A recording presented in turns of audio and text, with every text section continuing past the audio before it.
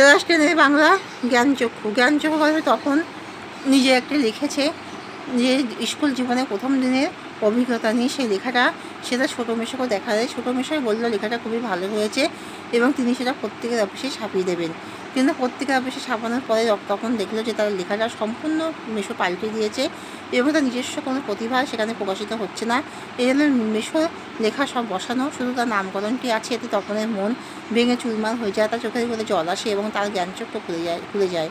তার জ্ঞানচক্ষু খুলে যাওয়া সে বুঝতে পারে যে অন্যের উপরে বিশ্বাসী হবে না।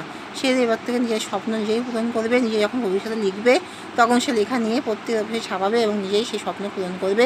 অন্যের উপর বিশ্বাসী আশাবাদী হলে, অন্যের উপর ভরসা করলে নিজের স্বপ্ন কখনোই পূর্ণ হয় না, সেটা অন্যের মনের মতো হয়ে যায়। তাই তার এই যে অভিজ্ঞতার দরজা খুলে গেল। এইভাবে তপনের নতুনভাবে জ্ঞানচক্ষু খুলে গেল। যার থেকে তার শিক্ষা লাভ হলো যে নিজের কাজ তাকে নিজেকেই করতে হবে। এখানে শেষ করলাম। তোমার লাইক অ্যান্ড সাবস্ক্রাইবটা দিয়ে দিও।